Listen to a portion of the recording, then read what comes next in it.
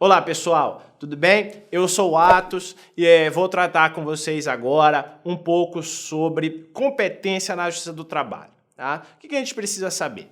A Emenda Constitucional 45 de 2004 fez várias inovações, as quais a gente precisa tratar passo a passo aqui.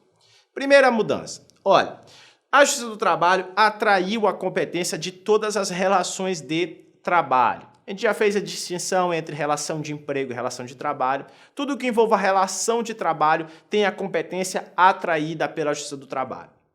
Tá? Então, olha, eu vou pensar em situações de trabalhadores avulsos, autônomos, eventuais, tudo isso atrai a competência da Justiça do Trabalho.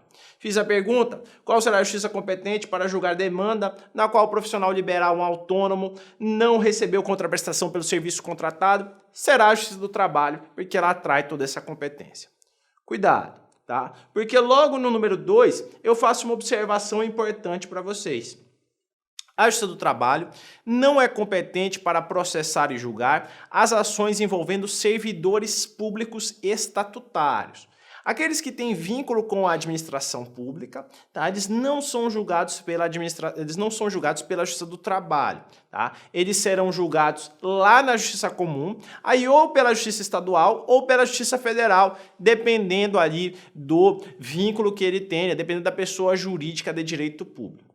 Cuidado, tá, gente? Cuidado, porque dentro da administração pública eu tenho sociedades de economia mista e tenho empresas públicas. Nessas duas pessoas jurídicas, eu posso ter os chamados empregados públicos.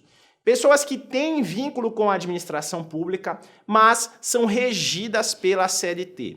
Nesse caso, a competência continua sendo da Justiça do Trabalho, não fica com a competência da Justiça Comum. Tudo bem? Olha, eu tenho também uma situação de um habeas corpus trabalhista. Isso seria possível? Seria possível. Tá? A doutrina sempre traz um exemplo, uma situação de trabalhadores trancados dentro de uma empresa por uma situação de greve, por exemplo. E aí, olha, nesse habeas corpus proposto por eles, esse habeas corpus envolvendo a greve, que seria uma relação de trabalho ali, seria possível atrair a competência da Justiça do Trabalho. Na prática, muito difícil de ver, mas permitido, possível um habeas corpus trabalhista.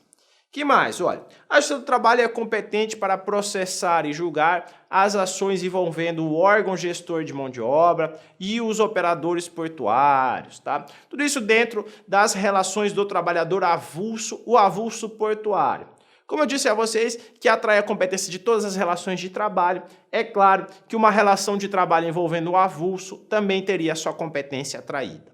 Olha, o ajuizamento da ação de cumprimento prevista no artigo 872 da CLT será julgada na Justiça do Trabalho. O que seria essa figura da ação de cumprimento? Olha, é uma medida judicial cabível toda vez que uma sentença normativa, um acordo ou convenção coletiva não forem cumpridos. Aí a parte pode dar entrada nessa ação de cumprimento, que seria uma espécie de execução exclusiva da Justiça do Trabalho para que esse acordo, convenção ou sentença normativa seja cumprida. Não exige trânsito em julgado da sentença normativa e corre dentro da Justiça do Trabalho.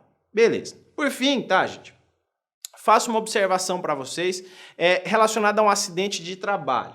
Tá? As ações ali propostas pelo acidentado em relação ao INSS correrão na Justiça Comum, lá, estadual, federal, ali de competência comum. As ações desse empregado acidentado contra o seu empregador correm na Justiça do Trabalho.